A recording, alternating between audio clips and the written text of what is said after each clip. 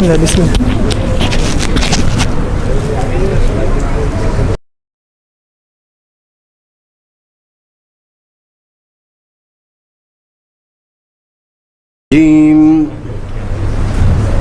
بسم الله الرحمن الرحيم. إنا أنزلناه في ليلة القدر وما أدراك ما ليلة القدر. ليلة القدر خير من ألف شهر. تنزل الملائكة والروح فيها بإذن ربهم من كل أمر. سلام هي حتى مطلع الفجر. صدق الله العلي العظيم. اللهم صل على محمد وآل محمد. صلوا على النبي. اللهم صل على محمد وآل محمد. اکبر تیری بہنوں کو تیری یاد ستاتی ہے. اکبر تیری بہنوں کو تیری یاد ستاتی ہے. ویران حویلی میں بیمار بلاتی ہے. اکبر تیری بہنوں کو تیری یاد ستاتی ہے. اکبر تیرا وعدہ تھا میں لکھواؤں گا. بن چیر میری بہنا شہران سجاؤں گا. کپڑے تیری شادی کے ہمشیر بناتی ہے. ویران حویلی میں بیمار بلاتی ہے. زخمی پہ عطا سینہ کل خواب میں دیکھا تھا. کچھ آگ کے شعلے تھے جلتا ہوا جھولا تھا. اس خواب کی سغرا کو تعبیر لاتی ہے. ویران حویلی میں بیمار بلاتی ہے. خط بھیجن خود آئے کیا بات ہوئی بھیا. میں دیش میں تنہا ہوں پردیش میں ہے کنبہ.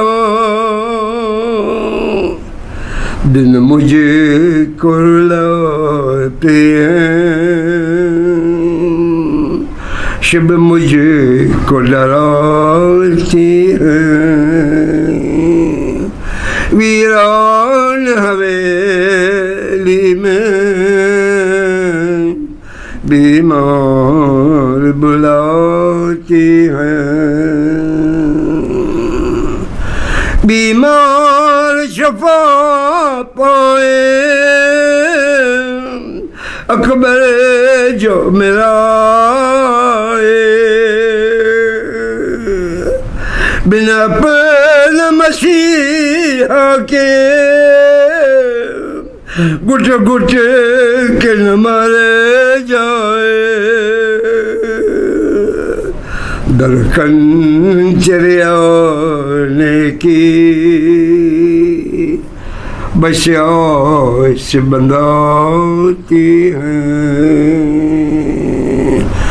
ویران حویلی میں بیمار بلاتی ہیں بھولے نہیں بھولیں گے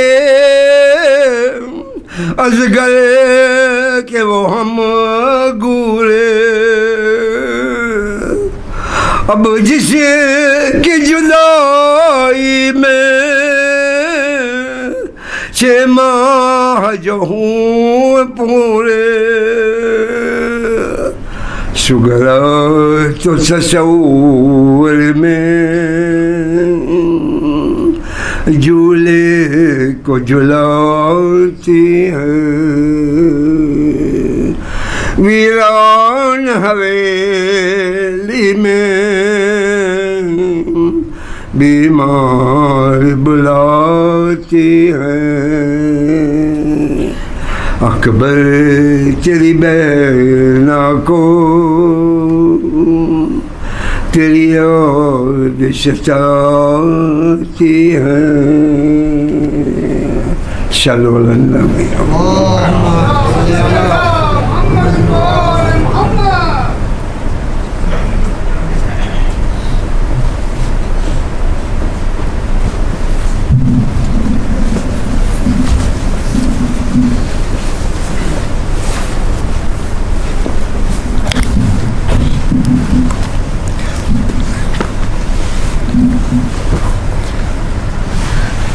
بر محمد و آل محمد صلوات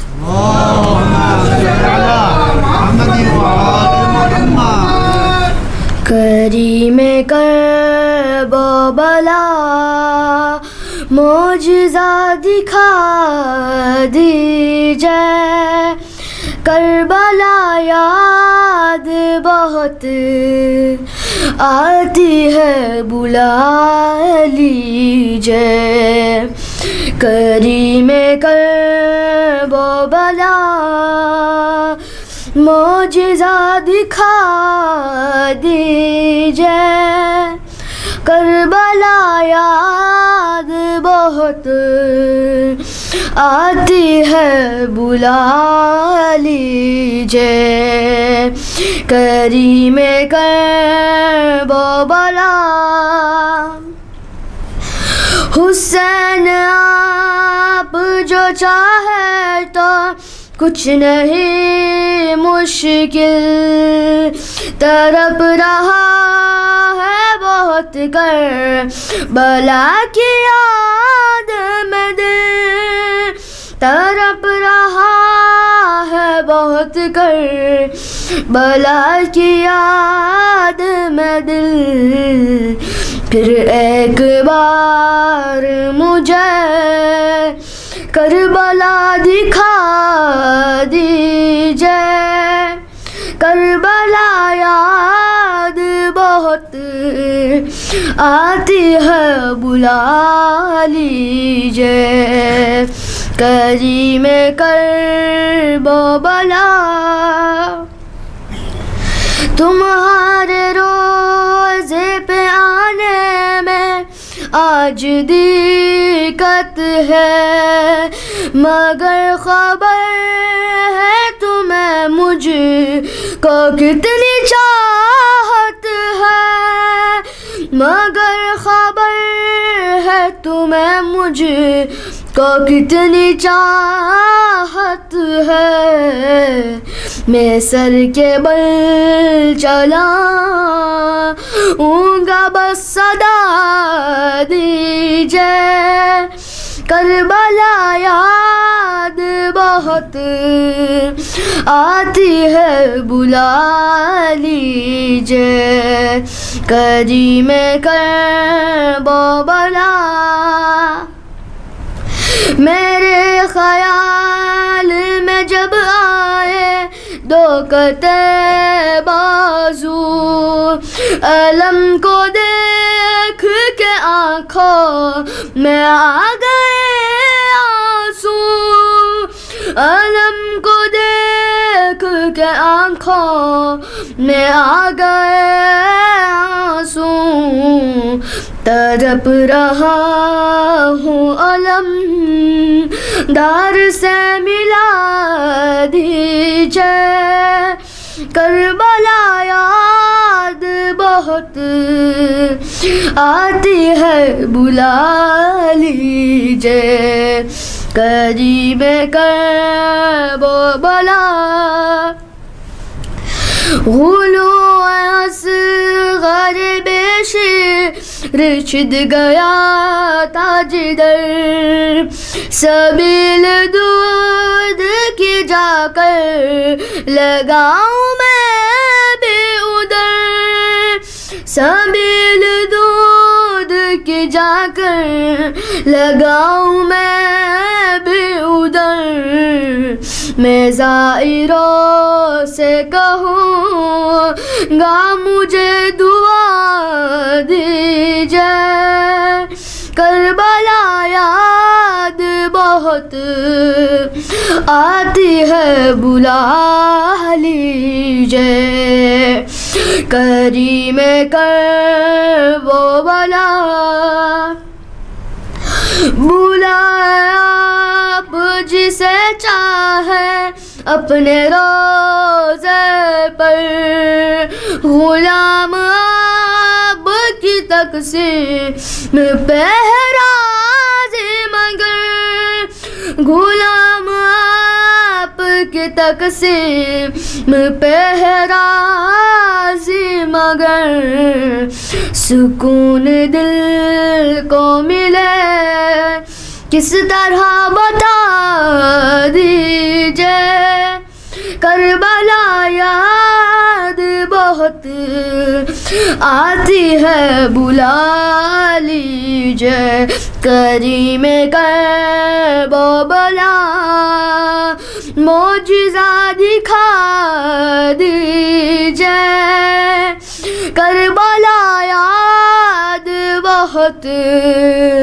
آتی ہے بلا لیجیے کریم کرب و بلا بر محمد و آل محمد صلوات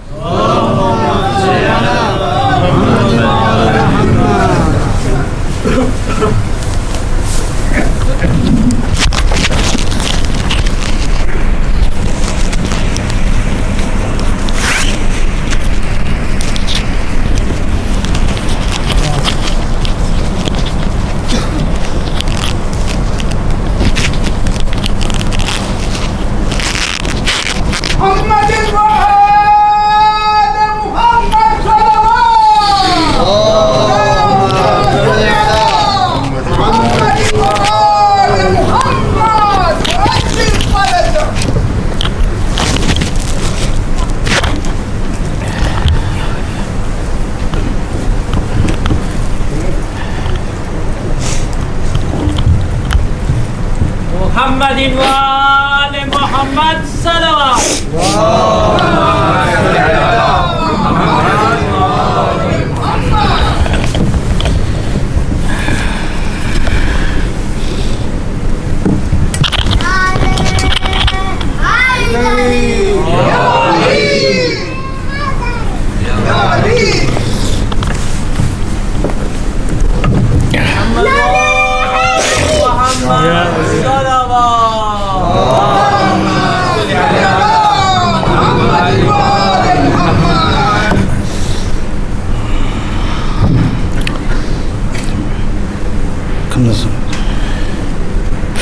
محمد وآل محمد صلوات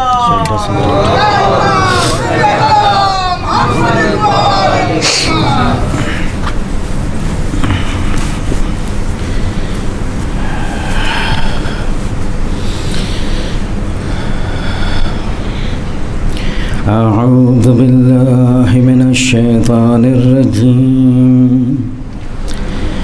بسم الله الرحمن الرحيم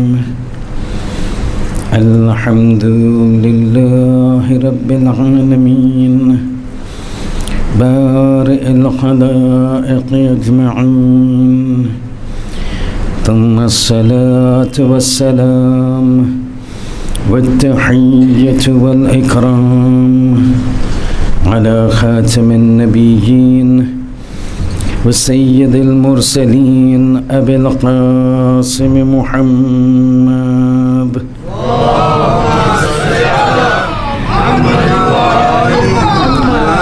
وعلى آله الطيبين الطاهرين المعصومين المظلومين لا سيما على الإمام المنتظر وحجة الله الثاني عشر ابن العسكري المنتظر ولعنة الله على أعدائهم أجمعين من الآن إلى قيام يوم الدين. أما بعد، فقد قال الله سبحانه وتعالى في كتابه الكريم القرآن الحكيم بسم الله الرحمن الرحيم إن في خلق السماوات والأرض واختلاف الليل والنهار لآيات لأولي الألباب. صلوات.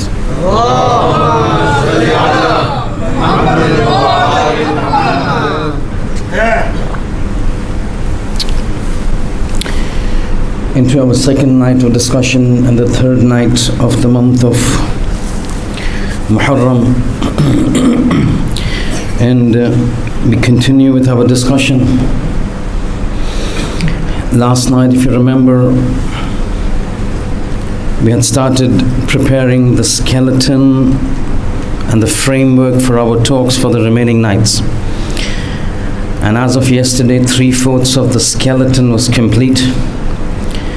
The first few minutes of today's Majlis I will devote to completing the skeleton.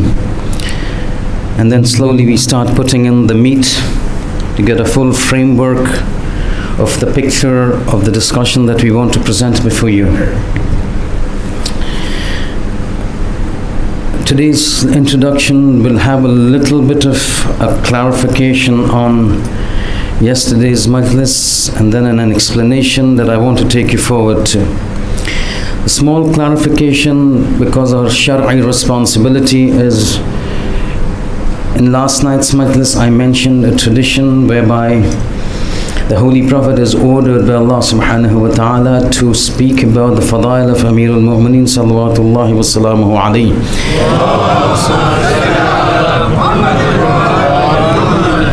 And in the course of the recitation of the hadith, I mentioned a word that I found out afterwards was not there. And the word was that I mentioned, the tradition was, إِنَّ اللَّهَ يَأْمُرُكَ بِتَفْضِيلِ أن تقوم بتفضيل علي بن أبي طالب خطيبا على أصحابك. Allah, Jibreel comes down and tells the Holy Prophet, Allah has ordered you to speak about the fadail of Ali ibn Abi Talib khatiban, in a state of khutbah to your companions. Erroneously I added the word qiyaman, standing. The word qiyam is not there, it's just khatiban, doesn't make any difference to the meaning of the hadith, doesn't make any difference to the discussion that we have said. This is a Shar'i responsibility to refrain from adding things into the hadith that was not added by the Imam, and ends a little clarification. As for completing the skeleton, if you remember our topic being God, His representatives and the creation, an esoteric relationship. Last night we spoke about the representatives of the God of Allah subhanahu wa ta'ala, and on whom we would be focusing in these nights. The personality of Amir al-Mu'mineen, the personality of Hadrat Zahra salawatullahi wa salamuhu alayha.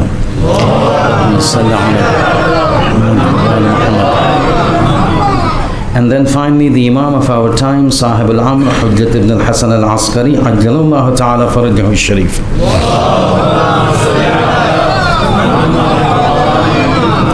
But that is only about the concept, the group of representatives. We still need to speak about the third category. The entity of God does not require any explanation. The representatives that we will be focusing on, we've mentioned last night, the three personalities. But what about the creations, the makhluqat? Everything other than those elite creations that we need to find out and establish the relationship that we need to discuss. We can't pick up every single one. We need to pick up one and then see how the relationship between all three of them materialize. And with respect to the fact that we just had our season of Hajj, the Mawsim of Hajj taking place, and if you were to ask what is apparently in the Muslim world the most important, the holiest place on earth for Muslims, it'll have to be Makkah and the house of God, the Baytullah al-Haram. And so we will be picking up the Baytullah al-Haram, the house of God, the Kaaba, as the makhluk that we want to see how the relationship between God, His entities, His chosen ones, and amongst the makhluqat, the best of the creation in terms of edifice and structure, in the eyes perceptibly. Again, in I use the word arguably, because according to our belief, there are certain places that, and you will hear in the course of the discussion, that God favors more than His own house. But we will come to that. As of now, on an apparent basis, if you were to ask any Muslim in the world, what is the most important structure of the Muslim world, they would say the house of God, the house of Tawheed in Makkah.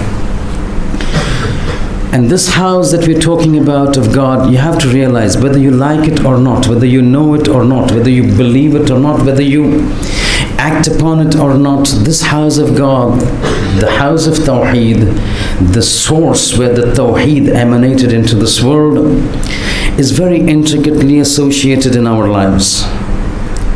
We may not feel it, it may not be perceptible to us, but little reflection and you will find that the house of God, the Khane Kaaba as we call it, is very intricately associated with us in our lives, from the time we are born till the time that we die. And this association doesn't go away anywhere. Somebody likes it or not, that association has to take place. You have to accept it. It is there. It's like somebody, it's probably not seen over here, but in the West you see it. There are certain individuals who hardly come to the mosque. They're not seen. Mosque, mosque. What mosque? There's no mention of that individual into the mosque. There are some people who come Friday to Friday. There are some people who come Ramadan to Ramadan. There are some people who come Ashura to Ashura, Muharram to Muharram. Certain people who are just not bothered. But there's a time comes when you have no option except to come to the mosque and kneel down. When somebody from your family passes away, you've got no option except to come to the mosque. You can't go anywhere. You will be brought back whether you like it or not. It's the mosque who will give ghusl to your relatives. It's the mosque who will arrange for the funeral. It's the mosque who will decide the talqeen. It's the mosque who will put your relative into the grave. You may run away, but a time will come, God says, I will bring you and put you onto your knees into my house. There is no escape.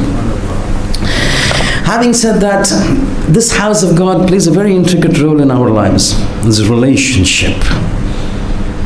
And this relationship at times takes the form of something that is wajib. It means it's wajib for us to maintain this relationship with the Khane Kaaba, with the house of God. So the time that you're praying 5 times a day, that is one of the most conspicuous factors of our Muslim faith.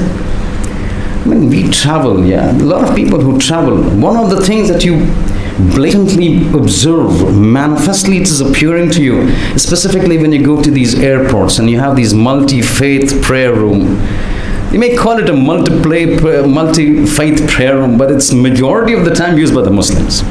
You'll find the musallas lying over there. You'll find the Quran over there. You'll find the direction of the Qibla at times. If it's in the countries that are Muslim, yes. If it's in the non-Muslim countries, you won't find the Qibla. You have to find it, but the location is usually mentioned over there. People write with a pencil to indicate the direction of the Kaaba. Relationship. So every time you want to pray, you have no option except to turn to the Kaaba, to the house of God. We're talking about wajib relationship. When a person is about to die in the state of ihtadar, when the sakaratul maut is in the state, people see that this person is supposed to die, again it's wajib, the wujub comes into place. As soon as this person is seen to be in the state of ihtadar means now he's being in the state of about to relieve his soul, the soul is about to be taken, it's wajib to make him face towards the qibla. His head, his legs, all facing towards the qibla. You like it or not, you have to do it. Whether you accept it or not, you have to do it. Whether you have throughout your entire life believed or not, this is part of a relationship that you've got with the Kaaba. When a person dies, he's got no option. Again, the Kaaba comes into play. The direction comes into play. That place in Mecca, inside that structure, that edifice comes into play. You have to be buried in the direction of the Kaaba, on the right hand side. This is a relationship. You want to eat food. You can't eat any non-veg food unless that animal has been slaughtered in the direction of Kaaba. A relationship. You can't run away. That's why every time you go to a Western country, you have that, you go to the West, we use this app, Dhabiha. You find, okay, you want to go to where? To Leeds. Is there any halal outlets? Why do you say that? Why do you look for an halal outlet? Because the animal that you're going to eat as a non-vegetarian individual, that animal has to be slaughtered in the direction of the Kaaba. You like it or not. If it's not in the direction of the Kaaba, you can't. A relationship. At times this relationship becomes haram. You can't face the Kaaba when you are relieving yourself. And so when you come into the Musafir Khana, mashallah, you find the Qibla is in one direction, the toilet is in the other direction. Shows that we pay attention to these things. It's at a 90 degrees, which is so good. Many times in the West, it's Qibla is over here, the toilet's over here. You have to actually shift yourself to make sure you're not in a direction that can be perceived that you're Kaaba, because then it becomes haram. But here it is okay, Qibla is over here, the toilet is over here. Means what? Means people have taken the attention to pay. Relationship is taken into account that we are not supposed to be creating or putting a toilet in a direction whereby sitting istidbar or istiqbal, either in the front or at the back is towards the Kaaba. It's a relationship. At times it is mustahab, this relationship between us and the holy Kaaba. Reciting Quran, it is mustahab. Rabbi tell us when we're reciting the Quran, face the Kaaba. When you're specifically reciting du'as, it's recommended. You want your du'as to be accepted quickly, it has to be in the direction of Kaaba. Yes, you can have your communication with God in any direction. أَيْنَمَا تُوَلُّ فَثَمَّ وَجْهُ اللَّهِ. Wherever you turn, is the face, is the presence, is the existence of God. Yes. But even this God, whose God is existence and presence everywhere, has certain protocols in which He wants to be approached. You can't approach Him in any direction, otherwise you can say, oh, the Qibla is over here, God is everywhere, I want to play this side. God says, that namaz is with you, not with me. I'll throw it on your face on the day of judgment. You want to come to me, you come to me as I want you to come to me, not as how you want yourself to come to me. So dua, if it says, it's answered quicker if turned facing the Qibla. Studying, especially kids, the youngsters in school, it's recommended, it's advised, it's one of the tahdheeb of Islam, one of the adab of Islam, that when you're studying, see facing the Qibla. See the difference. It's been probably 30 years in my life now, 30, 40 years. From the time I've heard about this, I've been facing the Qibla. All my muta'ala in the direction of the Qibla. All my research in the direction of Qibla. My study room over there is my table facing the Qibla. Even in the Musafir Khana over here, if you go and see, my laptop is facing the Qibla. Why? It has its impact. You don't realize it, but this is how the world of existence runs. You have no knowledge, and that's why the Quran says, فَاسْأَلُوا أَهْلُ الذِّكْرِ إِن كُنتُمْ لَا تَعْلَمُونَ. If you don't know, don't think it doesn't exist. Ask those who know. That's why I keep repeating to my kids. You want to study, you want to have a better grasp of your studies, you want to increase your memory, you want to make sure that what you study goes quicker into your mind, sit facing the Qibla. Even for that matter, sitting normally. So sitting, Baba, what does that got to do, Sheikh? But it's not me, I'm just a postman. I'm picking up from certain individuals who are the chosen people and passing on to you. Ribal says, خَيْرُ الْمَجَالِسِ مَسْتُقْبِلَ بِهِ الْقِبْلَةِ. The best of the place, the best of the manner of sitting is when a person sits facing the Qibla. Even sitting. This is why Islam is regarded as a code of life.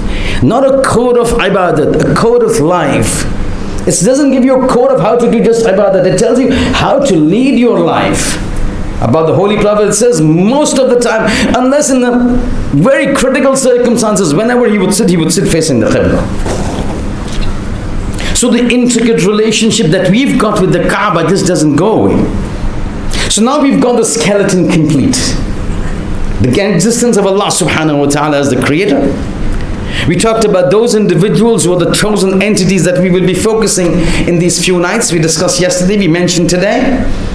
And the third is one of the makhluk, one of the creation of God that we will see, and we will compare the relationship between all of these three, and you will see.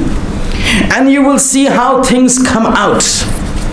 Over here when we sit and we talk about instances and anecdotes, we don't need to pass time. Without anecdotes, I can easily talk to you for an hour and a half. But these anecdotes, sometimes instances, sometimes lives of the ulama, sometimes lives of the ashab, they need to be brought out from obscurity and presented before us. These are those individuals who've reached places. Baba, Sheikh, where are you? Where are you planning to go? Look at them where they've gone. And hence these nights are so important.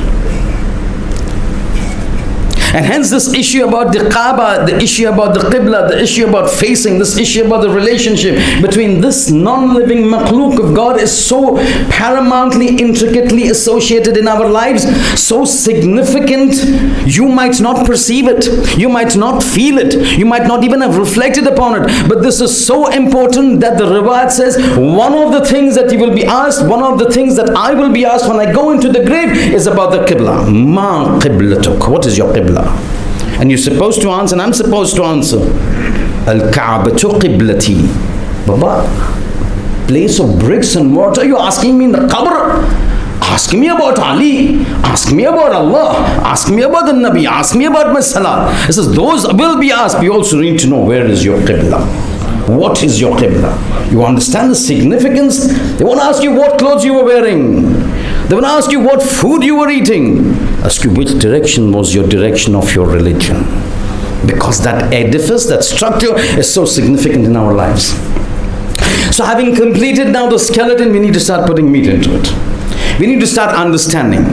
Having understood the skeleton, once we start putting in the meat, probably the 10th night, 11th night, we will now complete the picture, you get a picture. Over here, one word of caution. And the word of caution is this, that do not expect to take back a message after every majlis in the Ashra. It doesn't work that way. It works in the Ayyam Wafat. It works in Milad programs. You have an occasion, you have a function, you have a munasabah, a shahadat, a wiladat, a milad, you can have a message taken back. But over here you have to collect all the 10 majalis to get a complete frame. So there may be something in one majlis that would be left incomplete. It has to be that way, because that's what the 10 majlises are. It links up one after the other to give you a maximum picture. If I were to give you one lecture, one topic every day, that will be just like munasabat. Where then will I get a time to go into things that you don't get to go during those individual majalis. So, let's start. We already started.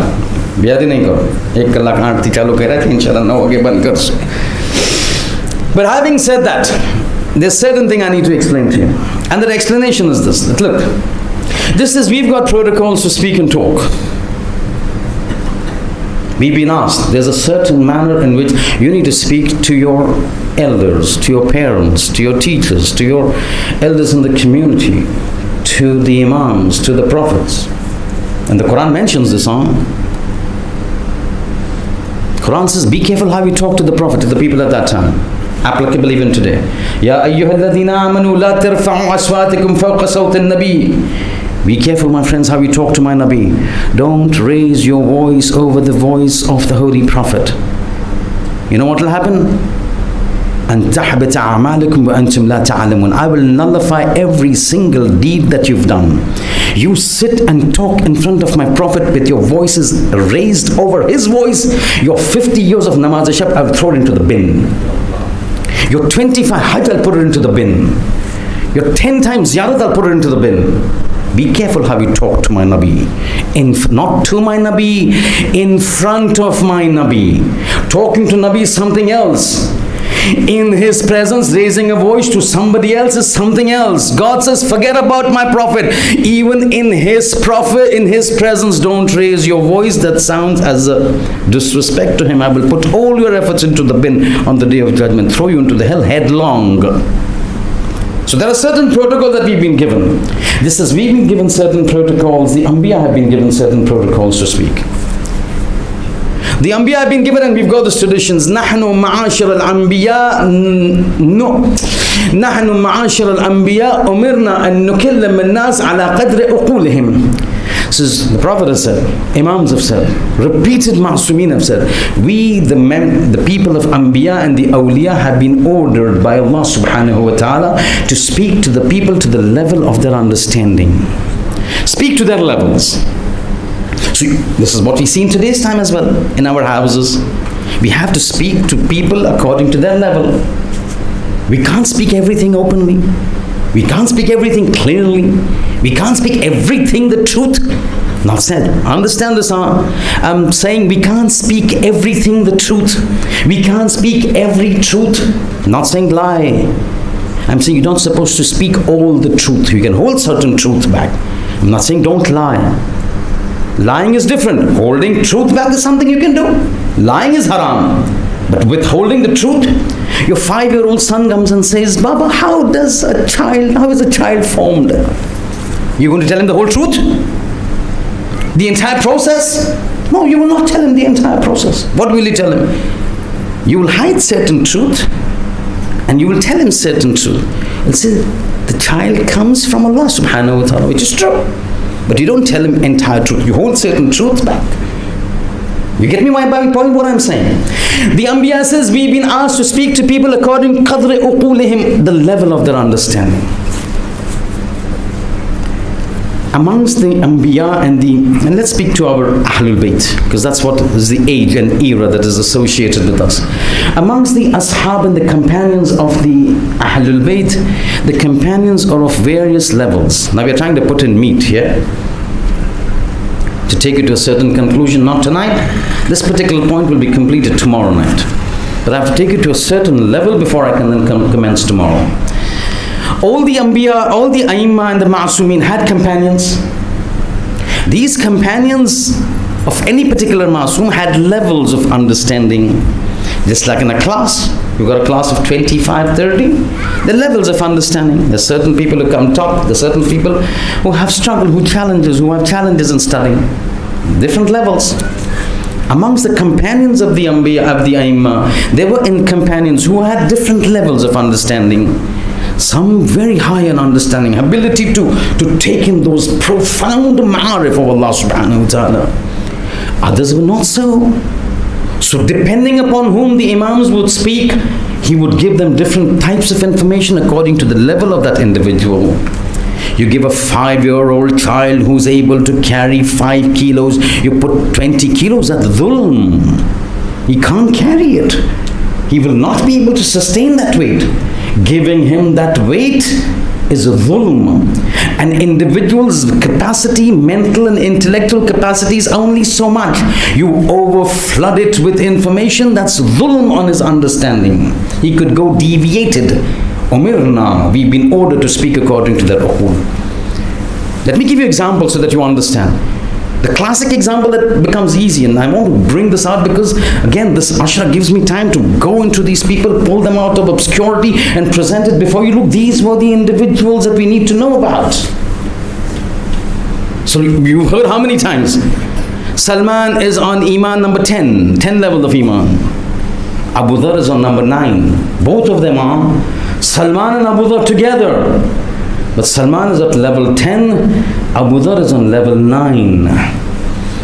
وَمَا أَدْرَاكَ مَا Salman. What do we know what Salman is? When the Prophet says, when Amir al-Mu'mineen says, when the Imam says after him that Salman was on level 10 of Iman, do you know what that means?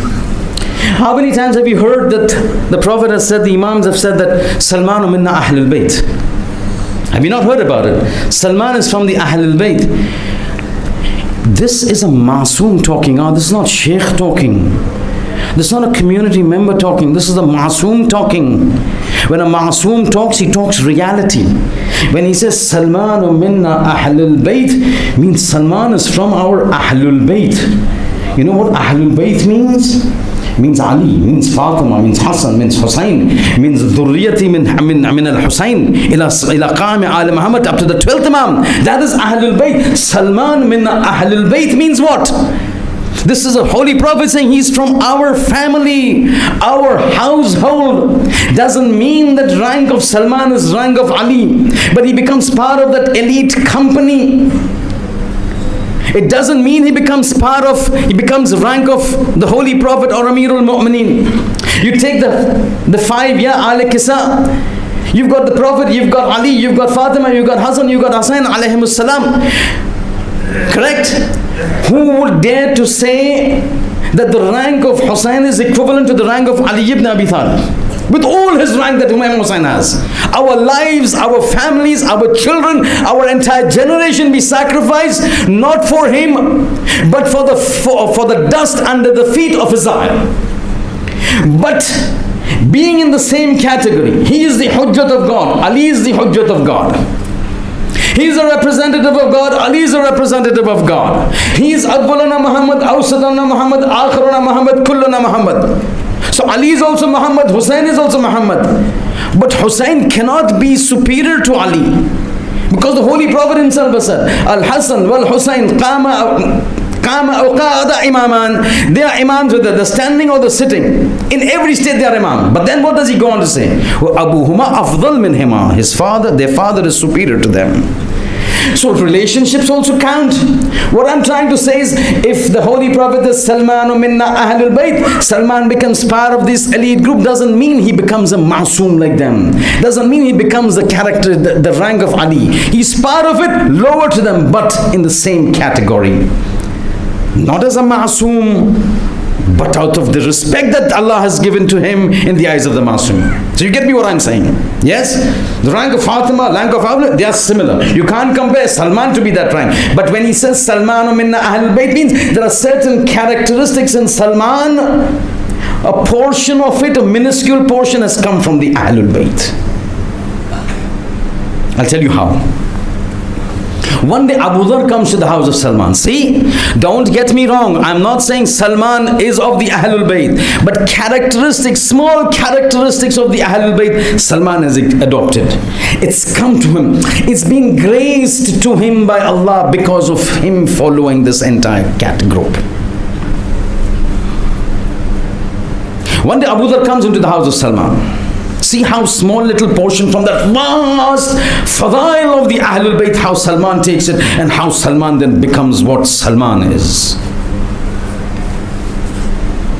One day Abu Dhar comes to the house of Salman, knocks at the door. Salman opens the door. Abu Dhar, Salman, number 10, number 9, very close to each other, but still 10 is 10 and 9 is 9. Salman, Abu Dhar comes, sits inside, they're having a talk.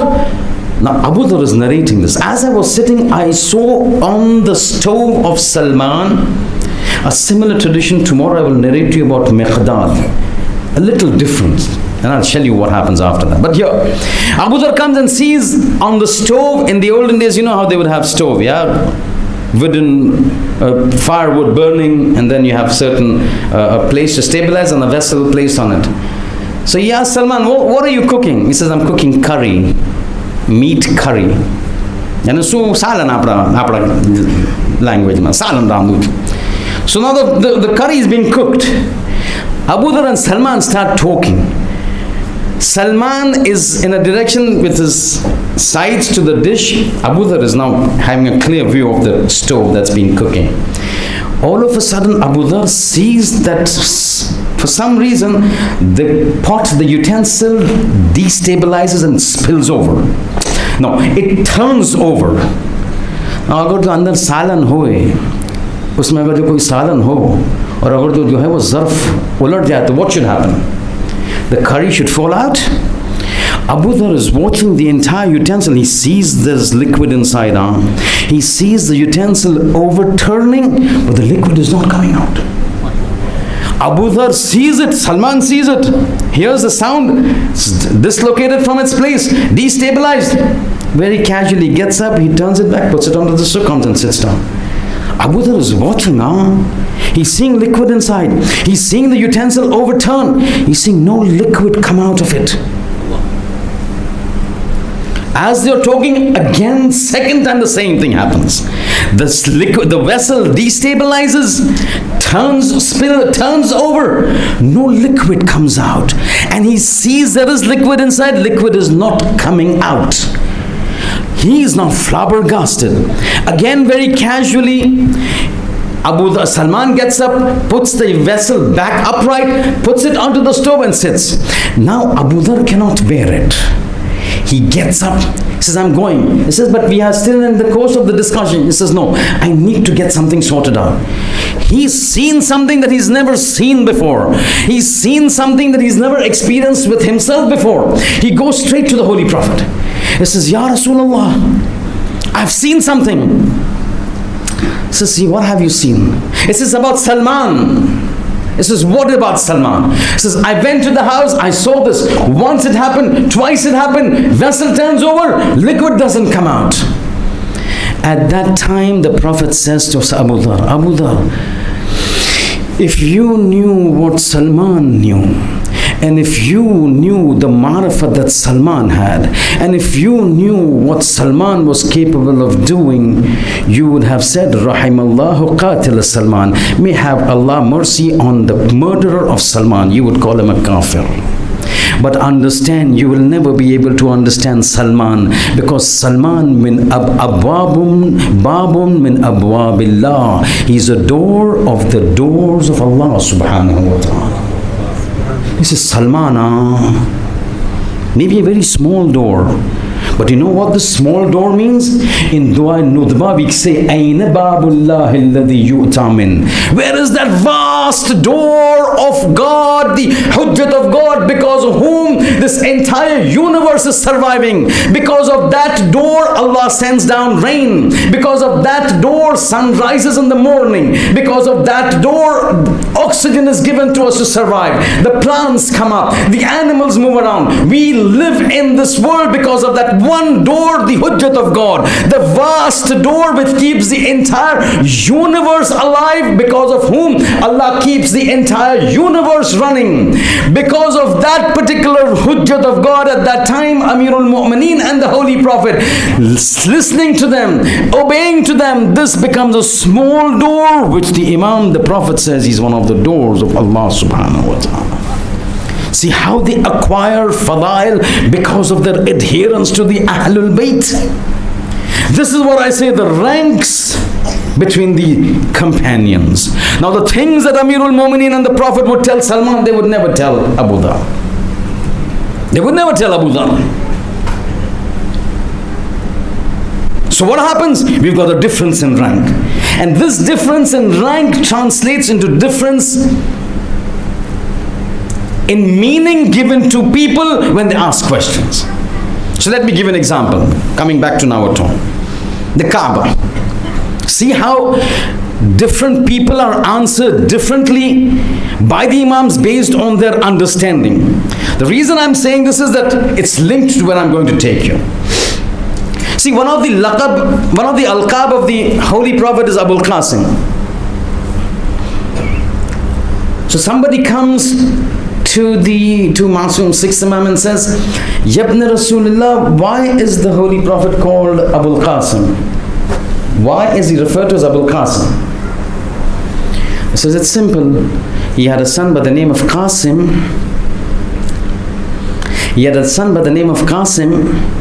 Because he was the father of Qasim. It's called Abul Qasim. Amirul Mu'mineen is called Abul Hasan. He had a son, Abul Hasan.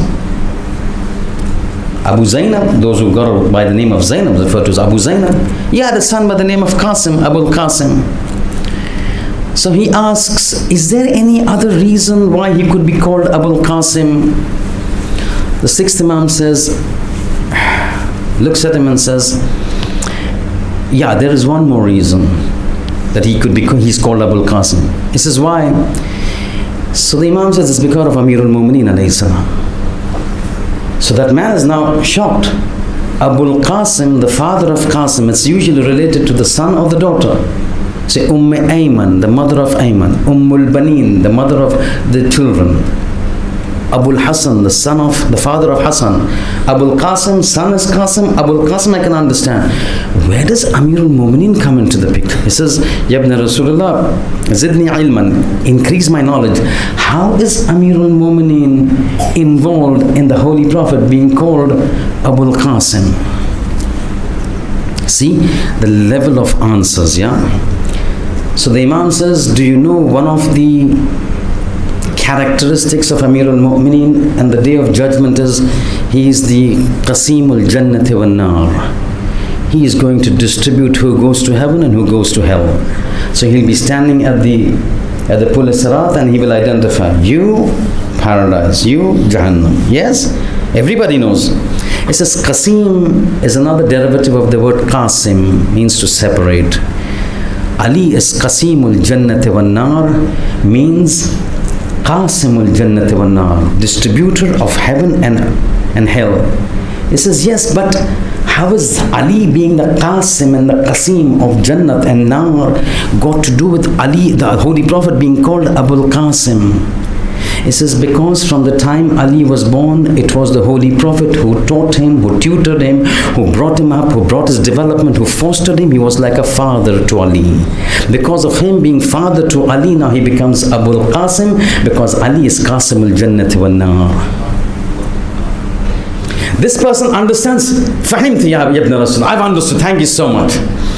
The ulama, when they mention this narration, mention one more thing. Listen, this person has his ability to only ask two questions. One, Abul Qasim. Second, is there any other reason? The ulama say, had he persisted in asking, is there any other reason? Is there any other reason? Is there any other reason?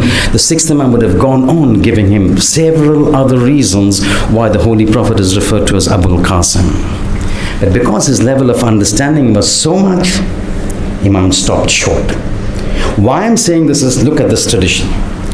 This tradition is asked by somebody who had a great ma'rifat, and he kept asking and he kept asking.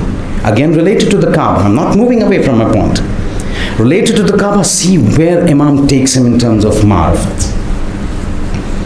A person comes to the sixth Imam, says, Ya ibn Rasulullah, this Kaaba that is so intricately involved in our lives. And we don't have time to tell you how important the Kaaba at that time was in the lives of the people. I mean, it was like every time somebody leaves the house, has to go to the Kaaba, give salams, go to the work. Coming back from work, go to the Kaaba, then come home. It was so deeply entrenched. It says, Yabna Rasulullah, why is Kaaba? Now look how the entire discussion goes from where to where.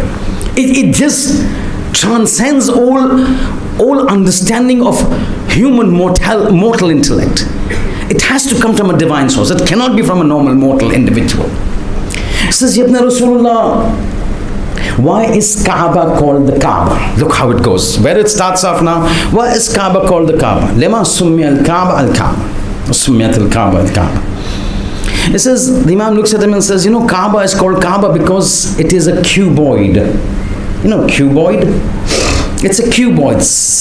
4 walls, ceiling and the floor. It's got 4 walls and then ceiling has to be there and the floor has to be there. Because it's a cuboid, in Arabic a cuboid is called muka'ab. And hence the name of the structure is called the Kaaba. So he listens, okay, so Kaaba is called Kaaba because it is a cuboid. It's got 4 walls. The ceiling is natural, the floor, the basement is natural, the base is natural. He says, but Yabna Rasulullah, see how he goes on and how the Imam keeps answering. Because Imam has noticed within him certain things, feels he's able to understand. So he says, but Yabna Rasulullah, why does the Kaaba have 4 walls? It was so easy for God to make it a pentagon or a hexagon, 6 walls. Your 6 walls is the Dhari of Imam Hussain. Why not 6? Why only 4? Imam says, because Imam has realized his capacity and ability. He says, the reason that the Kaaba has 4 walls is because the Kaaba is a replica of the original structure similar to the Kaaba on the 4th skies. Now you need to realize, in the world of existence, it will come sometime, I believe it should come, that everything in the world has a representation in the Akhirat, in the spiritual world. This Kaaba that is there on this earth was originally not part of the earth. The original structure was a structure similar to the Kaaba in exact dimensions, in exact structure, in exact position, on the fourth skies by the name of Baytul Ma'mur. This Baytul Ma'mur is an original structure.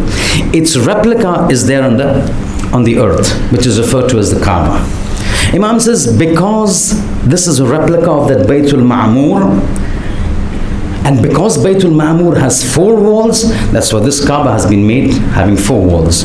It's an exactly identical structure directly under the skies, the 4th skies where that Baytul Ma'mur is, the Kaaba is there. Such that if you were to go into the Kaaba, into that original structure in Baytul Ma'mur, and if you were to look down, a person would see exactly the roof of the Kaaba below it. This happened when the Holy Prophet went on Mi'raj, and we don't want to go into that. Just because that is the original structure and this is a replica of that, because that has 4 walls, this has 4 walls. Then he says, but, now he's asking, he says, but Yabna Rasulullah, why does Baytul Ma'mur have 4 walls? That could also have 6 walls. That could also have 8 walls. Imam says the reason it has 4 walls, Baytul Ma'mur is made with 4 walls, is because the Arsh of God has 4 supports. See where it's going? It says because the Arsh of God has 4 pillars on which it is based. Arsh is a throne. It's a resemblance, a semblance, a symbolic edifice, a structure to show the power of God. So the Arsh of God has 4 props. Because of this, the Baytul Ma'mur has 4 walls. Because of that, the Kaaba has 4 walls, and hence it's called the Kaaba. So he thinks for some time, then he says, Rasulullah, why does the Arsh have got 4 props? It could easily have 6 props or 8 props. Then he comes back to Tawheed, the 6th Imam. It says because the entire world of existence is governed by 4 sifat of God. One is Subhanallah, Walhamdulillah, Wa la ilaha illallah, Wallahu Akbar. The first is Subhanallah, the Tasbih. Walhamdulillah, the Tahmeed, the La ilaha illallah, the Tahleem, Wallahu Akbar, Takbir. He says the entire world of existence, Allah runs the entire world of existence based on these 4 attributes of Allah. Because of these 4 attributes of Allah, the Arsh of Allah has 4 props. Because the Arsh of Allah has 4 props, Baytul Ma'mur has 4 walls. Because Baytul Ma'mur has 4 walls, the Kaaba has 4 walls. And because Kaaba has 4 walls, it is referred to as the Kaaba. Where the discussion went from the name of the Kaaba to the Tawheed of Allah subhanahu wa ta'ala in the skies. And that's why we find that when we have said, recite Subhanallah walhamdulillah wa la ilaha illallah wallahu akbar, when somebody recites, immediately a tree is planted in paradise. It's because of this. Because we are invoking the entire might of Allah on the basis of which this entire world of existence is functioning. Do you understand how this works? And now this is what I'm saying. I'm looking at the time and we're running very short of time. But this is what I'm saying. That there are people who talk with respect to the Imams, and the Imams answer them very differently. These are referred to as the Ashab-e-Sir. These are people who have been given special knowledge by Allah subhanahu, by the Imams, prophesized. Having said that, we come to, I'm leading to a point. Coming back to the incident of the Kaaba. At the time of Hajj, because we are trying to look at the relationship between the Kaaba and the Imams and these personalities and Allah subhanahu wa ta'ala. And this last 5 minutes is going to be very crucial, because the entire discussion, I wanted to bring it to this point. 5 minutes of Masahib, 10 minutes of discussion, 9 o'clock inshallah we conclude. When the person goes for Hajj, says, I'm going to become a Haji, I'm going to the house of God. What is his entire focus? His entire focus is going to be the house of God. He takes off from here, goes to Makkah. In the Makkah, he goes to Masjid al-Haram. He goes to Masjid al-Haram, he looks at the Kaaba. Now I have come to my objective. Over there, what does he do? He says, I'm coming for Umrah, I'm going for Hajj. I've been told by Maulanas, I've been told in Tawdi al-Masal, Ayatollah Sistani, Hafidhahullah said in this, the best act in the Masjid al-Haram, more than even Salat, is to go around the Kaaba. So he does the tawaf. Isn't it? That's what we do. Whether you go for Hajj, whether you go for Umrah, you identify that is going to be my objective. That is going to be my Nasbul Ain. That is going to be my devotion. That is going to be my aim. I go there, I see the Kaaba. Now because I have achieved my goal, I've reached my aim, what do? I start doing the tawaf around it. This is what happens in Hajj and Umrah. Now let's come to our lives.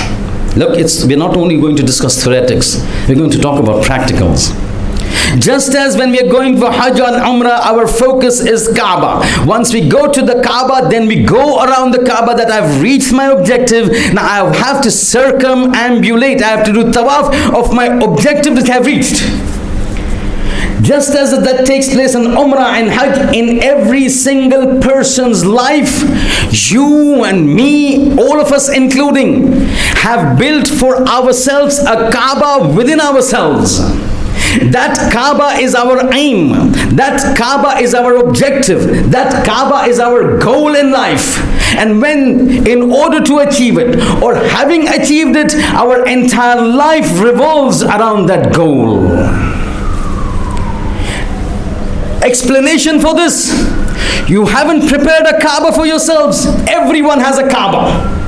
Everyone has prepared a piece of devotion in his life for him, a nasbul ain for him, a goal and an objective for him. The only thing is, it's not put into words, but when I open it out, you will know. Every single person has got a Kaaba, and his entire life revolves around the Kaaba. Just as when we go for Hajj and Umrah, the Khane Kaaba, the house of God is there, and we turn around it.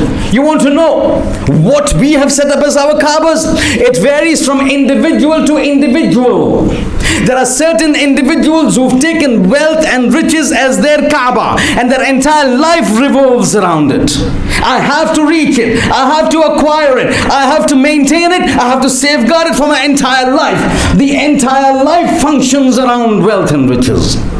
Certain people have made status and position in society as their Kaaba. This is my Kaaba. My entire life I'm going to spend in trying to achieve it. Having achieved it, I will safeguard it. Entire life is spent in trying to maintain one's rank in society. At times there are people who make ilm and taqwa their nasbul ain and Kaaba, and their entire life revolves around getting ilm and taqwa. People like Muqaddas Ardabili, entire life. And a man's worth in this life is based on what Kaaba he has set up. If the Kaaba is riches and wealth, once this life finishes, that riches will go, that Kaaba gets demolished, there is nothing else left. If it's position and glory, that is his Kaaba that he's been working for his entire life to achieve. After that, that goes away. The rank of a person is based on what he takes as the Kaaba. There are individuals who've taken ilm and taqwa as the Kaaba. They've tried their entire life to acquire it. Having acquired it, they have maintained and safeguarded it. When they go, they leave a legacy like Muqaddas Ardabili. Before you enter the Haram of Amirul Mu'mineen, there you have to pass by the grave of Muqaddas Ardabili. Even today, and I'll give you an example of the son of the marja of our time. Ayatollah Sistani has got two sons. Sayyid Muhammad Rada Sistani. He's a qualified, he's been accepted as a mujtahid. He's an Ayatollah. But I want to refer to his son, he's reached a certain age. But Ayatollah Sistani's second son, by the name of people don't even know. You've not even seen his face. Not even seen his photograph. Said Muhammad Baqir Sistani. You don't see him. He doesn't come out. Every time you want to go, and I say this because when I had, this 2-3 weeks ago I was in Iraq. 26-27 minutes I had a personal talk with Ayatollah Sistani. 27 minutes, 26-27 minutes. I entered at 10:03 in the morning, 10:03:24, and I came out around 10:27, 10:28 something. His son said Muhammad Baqir Sistani, young boy. You know how many hours he studies in a day? He doesn't interfere in any work of debate, of meetings, of Agha, that is handled by his eldest son, Sayyid Muhammad Rada. Sayyid Muhammad Baqir is young boy. You know how many hours he studies in a day? 18 hours.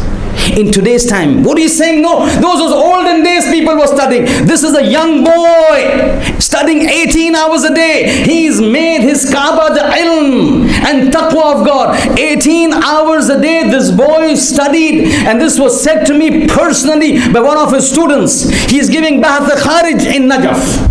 His student said to me, my teacher studied 18 hours a day. At a young age, he had reached the age where now he's giving dars almost to the level of mujtahideen. And his study pattern was so intense that the student of his is telling me that पोते Ayatollah Sistani जो है वो परेशान हो गए. इतना लड़का पढ़ाई कर रहा है, इतना जो है वो मशगूल है दर्स में, दिन में 18 घंटे जो है वो पढ़ता रहता है. खुद ये शागिर्द उनके बयान करते हैं, आयतुल्लाह सिस्तानी परेशान हो गए, फिक्रमंद हो गए. 18 घंटे दिनों में 18 घंटों में जो है ये दिन में पढ़ाई करता है, तबीयत खराब हो जाएगी, बीमार पड़ जाएगा.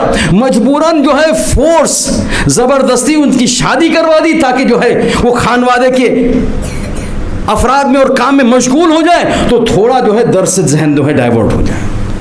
यानी खुद आयतुल्लाह सिस्तानी जो मर्जा अलल इतलाक जहान तशय्यो के हैं, वो अपने खुद कितना पढ़ रहे होंगे अपनी जवानी में, मगर जब वो खुद परेशान होते, सैयद मोहम्मद बाकर इतना पढ़ रहा है, तबीयत खराब हो जाएगी, शादी कर लो ताकि उमूर खानवादगी में जो है थोड़ा मशगूल हो जाए, तो जो है वो उसका जहन जो है दर से हट जाए. आप कहीं नहीं देखेंगे कोई जलसे में जो है कोई ओपनिंग सेरेमनीज में सैयद मोहम्मद बाकर, उनका काम उन्होंने बनाने काबा, पूरी जिंदगी तवाफ अपने काबे के तरफ करना. और यही चीज थी, सीख मिलती है मुक़द्दस अर्दबीली से. एक जल्दी से वाक़या बयान कर दो ताकि आपको पता चले कि ये तक़वा जो बयान किया जाता है, इल्म बयान किया जाता है, काबे को बयान किया जाता है, उसके इर्द गिर्द जब घूमा जाता है तब जाके इंसान इतना पाक और बुलंद मर्तबा निकलता है. वरना कितने पैसे वाले, कितने जो है बड़े मकाम वाले दुनिया से चले गए, कौन याद करता है? इतने इजरायली प्राइम मिनिस्टर्स जो इतना जो है, इतने प्रेसिडेंट्स ऑफ अमेरिकन और हमारे कंट्रीज के प्रेसिडेंट्स चले गए, कौन उनको याद करता है? मगर देखिए ये शख्सियत जो इल्म और तक़वे को अपना काबा बना देती है, उसी से फिर मेयार बनता है इंसान का, पर्सनालिटी बनती है. That's what I said. It's the Kaaba that a person makes that makes his personality and gives him the rank in this world and hereafter. हमें सीखना है कौन सा हमें काबा बनाना है. मुक़द्दस अर्दबीली का वाक़या, बस उसके बाद 5 मिनट के लिए मसाइल, तक़वा देखना है. ये मुक़द्दस ऐसे ही नाम नहीं पड़ गया, ये काबा बनाया तक़वे को, जिंदगी भर उस काबे के तवाफ का तवाफ करता रहा ये इंसान, तब जाके बना मुक़द्दस से अर्दबीली. एक वाक़या सुन लीजिए, फिर देखिए, मैं आपकी तरफ से नहीं बात कर रहा हूँ, मैं अपनी खुद की बात कर रहा हूँ. शेख देख, ये मुक़द्दस बनता है इंसान, और तू देख. एक दफ़ा जो है वो मुक़द्दस अर्दबीली को कहीं एक शहर से दूसरे शहर में जाना था. खुद आप देखते हैं अभी बहुत जल्दी करबला से, नजफ से करबला जो है वो मश जो होती है, वॉक होता है. कुछ लोग 3 दिन में करते हैं, कुछ लोग 5 दिनों में करते हैं, यानी मिनिमम 3 दिन तो करते हैं ना वो. अगर तो हम जो है वो घोड़े से जाए तो 1 दिन 1.5 दिन तो लग जाए. पुराने ज़माने में सवारी जो है वही थी, जिसके पास पैसा होता था तेज़ घोड़े ले लेते थे, जिनके पास पैसे नहीं होते थे तो फिर वो खच्चर लेते थे, डोंकी, म्यूल, गधे पे जाते थे. घोड़े के लिए पैसे नहीं होते थे, या जैसे रेंट कार होती थी उस जमाने में, रेंट एनिमल्स की रेंटिंग होती थी. पैसे ज्यादा तो मर्सिडीज मिले, कम हो तो फिर टोयोटा मिले.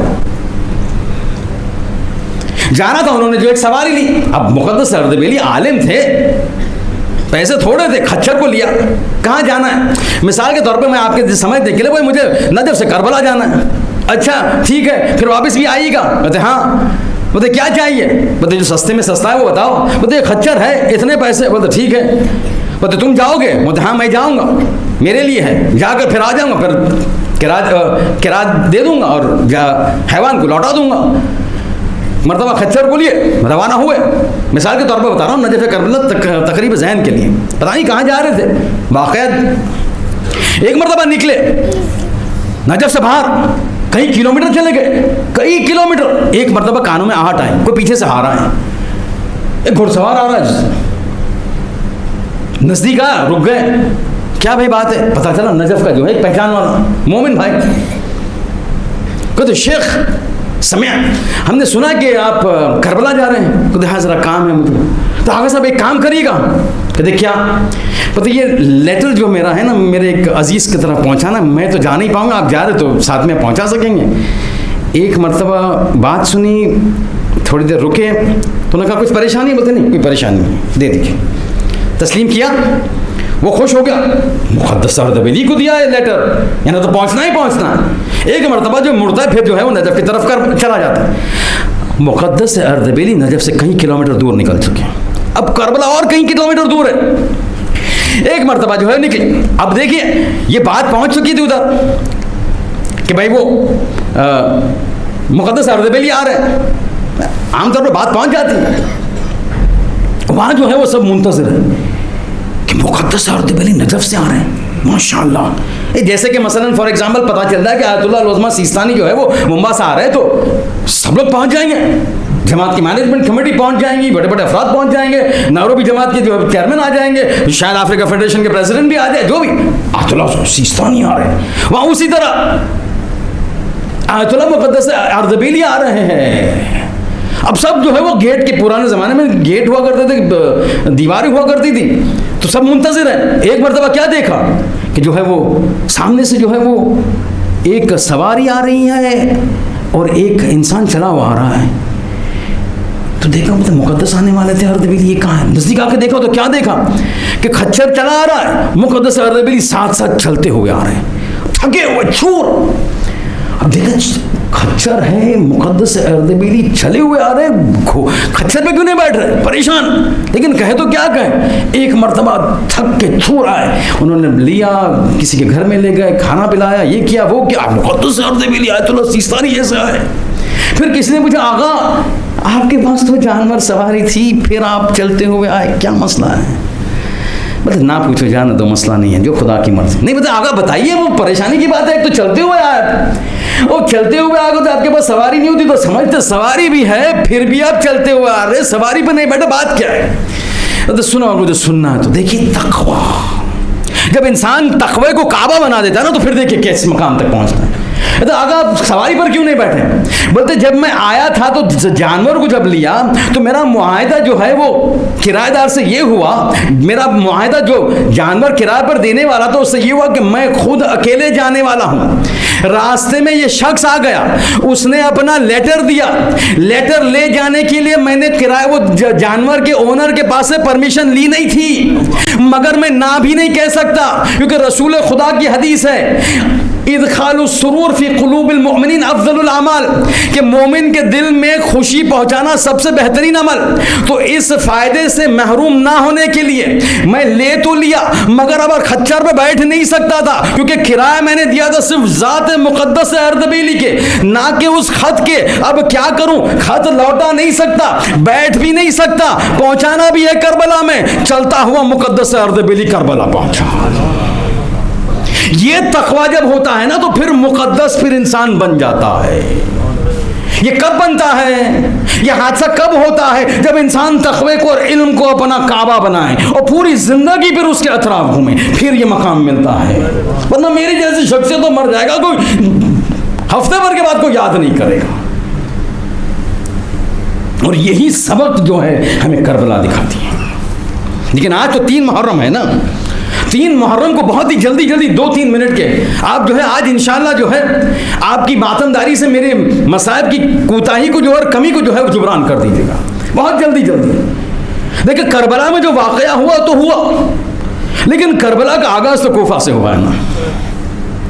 کربلا کا واقعے کا آغاز تو کوفہ سے ہوا ہے. کوفہ میں بھی شہید ہوئے, لیکن کوفہ سے کربلا میں بھی شہید ہوئے, لیکن کربلا سے پہلے کوفے میں شہادت ہوئی.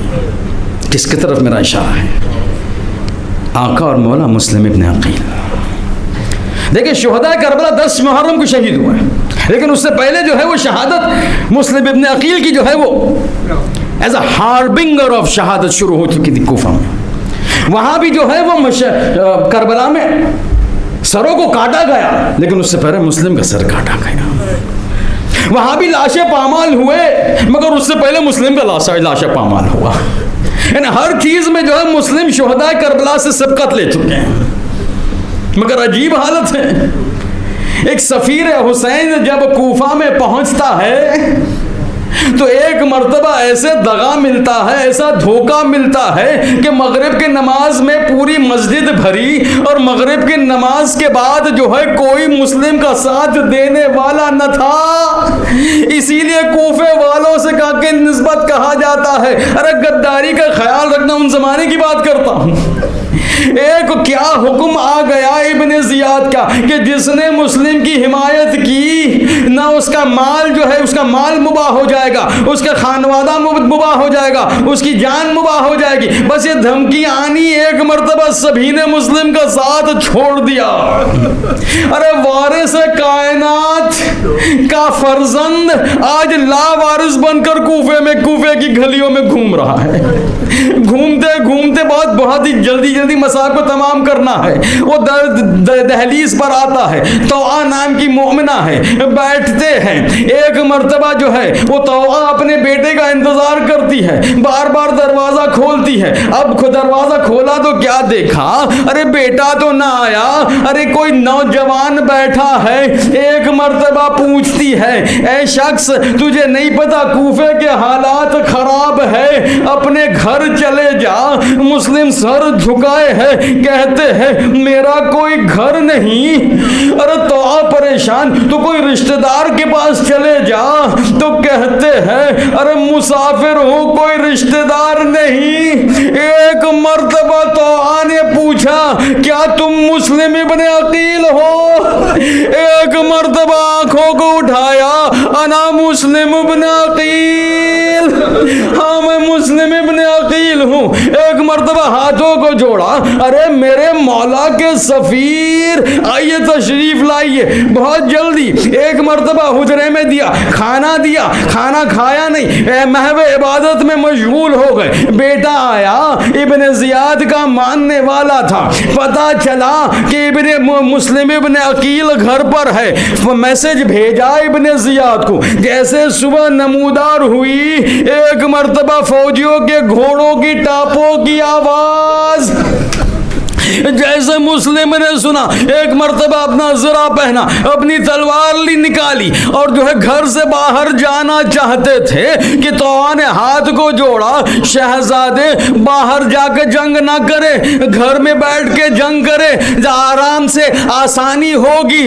کہا نہیں مجھے باہر جانا ہے, مجھے ڈر ہے میں اندر رہوں گا تو یہ اشکیا اندر آئیں گے اور تمہارا حجاب ٹوٹ جائے گا.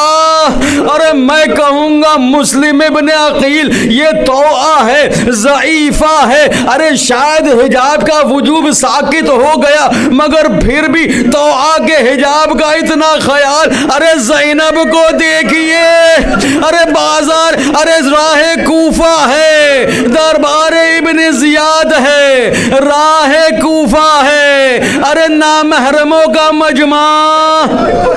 واہ زینبا. ایک مرتبہ باہر جاتے ہیں, یہ ہاشمی شیر جنگ کرتا ہے مگر ایک مرتبہ گرفتار ہوتا ہے. ابن زیاد کے پاس لے جایا گیا, حکم صادر ہوا گردن کو اڑا دو, دارالامارہ پر لے جایا گیا. اب جلاد کی تلوار چلنی ہی تھی کہ ایک مرتبہ مسلم راہ کوفہ کی طرف مڑتے ہیں اور وہ سنت قائم کرتے ہیں.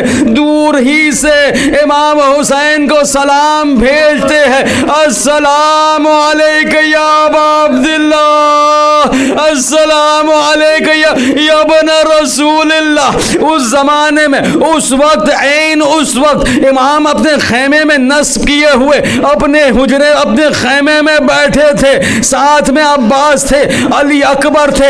ایک مرتبہ اچانک عباس نے دیکھا, علی اکبر نے دیکھا مولا تشریف فرما تھے. ایک مرتبہ کھڑے ہوتے ہیں, ہیں, خیمے کے باہر آتے ہیں, باہر جاتے ہیں, کوفے کا رخ کرتے ہیں اور پھر کہتے وعلیکم السلام یا مسلم ابن عقیل, تمہارا سلام تمہارے امام تک پہنچ گیا. ایک مرتبہ عباس کو نہ پتا, علی اکبر کو نہ پتا, آتے ہیں کہتے ذرا مسلم کی بچی کو لے آنا. اب عباس پریشان, علی اکبر پریشان, مگر سوال نہیں کرتے مولا کے حکم پر. ایک مرتبہ بچی کو لے آئے. اب کہتے عباس اور علی اکبر ذرا خیمے کو تخلیہ کرنا, ذرا باہر چلے جانا. ایک مرتبہ ارے یتیمائے مسلم کو اپنے زانوں پر بٹھاتے ہیں, بالوں میں ہاتھ پھیرنا شروع کیا. ارے پیار تو کیا مگر بچی چھوٹی ہے, مگر ہاشمی خاندان کی ہے. ایک مرتبہ کچھ دیر تو کچھ نہ کہا, مگر کچھ دیر کے بعد ننھی ننھی آنکھوں سے اپنے چچا کی طرف دیکھا اور کہتے چچا کیا بات ہے, آج اس طرح رفتار کر رہے کہ کسی یتیمہ پر رفتار ہو رہا. ارے ہائے حسین کہے تو کیا کہے. ایک مرتبہ باہوں میں لے لیا, بچی فکر نہ کر تیرا چچا حسین ہے. ارے جس کا چچا حسین ہے اس کو دلداری تو ہو گئی, مگر ہائے سکینہ, ہائے سکینہ, کربلا میں باپ بھی مارا جا چکا. ارے باپ تو شہید ہوا, اگر چچا ہوتا تو دلداری کرتا, مگر چچا تو ہاتھ کٹا کے نہر فرات پر سو رہا. کوئی دلداری کرنے والا نہ تھا, اگر کوئی تھا تو شمر کے تماچے, عمر سعد کا کوڑا. بار بار بچی پکارتی ہائے بابا حسین, ہے چچا عباس, شمر مار رہا, عمر سعد کا کوڑا. وسيعلم الذين ظلموا أيما انقلب ينقلبون ألا ولعنة الله على القوم الظالمين. ماتم حسين.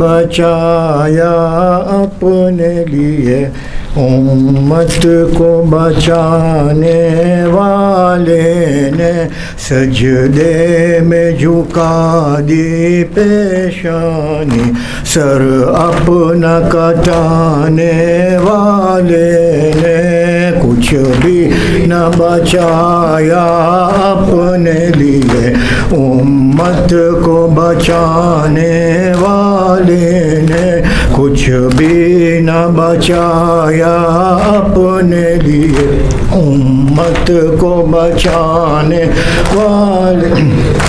تقدیر کی ٹھوکر بھی کھائی گھر اپنا لٹانے والے نے, تقدیر کی ٹھوکر بھی کھائی گھر اپنا لٹانے والے نے. کیا صبر کیا, کیا صبر کیا, کیا شکر کیا اکبر کو اٹھانے والے نے, کچھ بھی نہ بچایا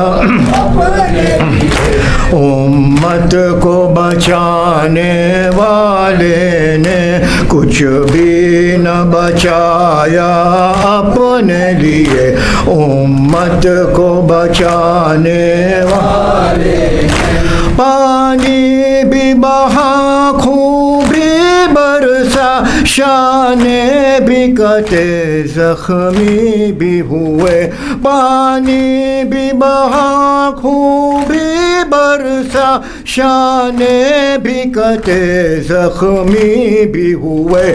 دل کر لیا تیروں سے چھلنی, مشکی سا بچانے والے نے, کچھ بھی نہ بچایا اپنے لیے لیے امت کو بچانے والے کچھ گاؤ صدر و جواب اپنے لیے امت کو بچانے والے قسمت نے جگایا اصغر کو پہچان لی بابا کی آواز قسمت نے جگایا اصغر کو پہچان لی بابا کی آواز جھولے کو تڑپ کر چھوڑ دیا میدان میں جانے والے نے کچھ بھی نہ بچایا اپنے لیے امت کو بچانے والے نے کچھ بھی نہ بچایا اپنے لیے امت کو بچانے والے خیموں کا اجالا گھر کا ہوا اشکوں سے ستارے ڈوب گئے خیموں کا اجالا گھر کا ہوا اشکوں سے ستارے ڈوب گئے عاشور کے شب کیا کچھ نہ کیا شمع کے بجھانے والے نے کچھ بھی نہ بچایا امت کو بچانے والے نے کچھ بھی نہ بچایا اپنے لیے امت کو بچانے والے کوفہ کی فضا ختم ہوئی نیزے پہ نگاہ نیچے کر لی کوفہ کی فضا ختم ہوئی نیزے پہ نگاہ نیچے کر لی بے پردہ جو دیکھا زینب کو قرآن سنانے والے نے کچھ بھی نہ بچایا اپنے لیے امت کو بچانے والے نے کچھ بھی نہ بچایا اپنے لیے امت کو بچانے والے نے چنگاریاں جلتے خیمے کی اور اس پہ مرزا کی تکلیف ہے چنگاریاں جلتے خیمے کی اور اس پہ مرزا کی تکلیف ہے سجاد کی حالت کب دیکھی زنجیر پہنانے والے نے کچھ بھی نہ بچایا اپنے لیے امت کو بچانے والے نے کچھ بھی نہ بچایا اپنے لیے امت کو بچانے والے نے سجدے میں جھکا دی پیشانی سر اپنا کٹانے والے نے سورۃ مبارک الفاتحہ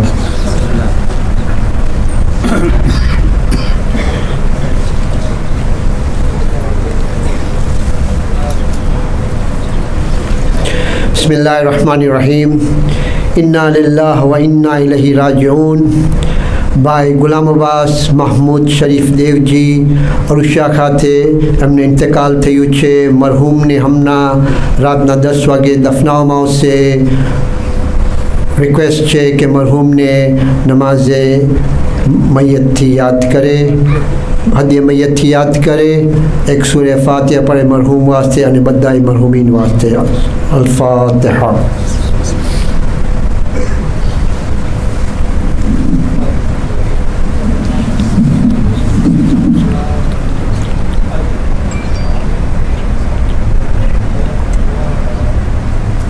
توجہ زیارہ السلام علیکہ یا رسول اللہ السلام علیکہ یا امیر المؤمنین السلام علیکہ یا فاطمۃ الزہراء سیدۃ النساء العالمین السلام عليك يا حسن المجتبى السلام عليك يا أبا عبد الله وعلى الأرواح التي حلت بفنائك عليكم مني جميعا سلام الله أبدا ما بقيت وبقي الليل والنهار ولا جعل الله الآخر عهد مني لزيارتكم.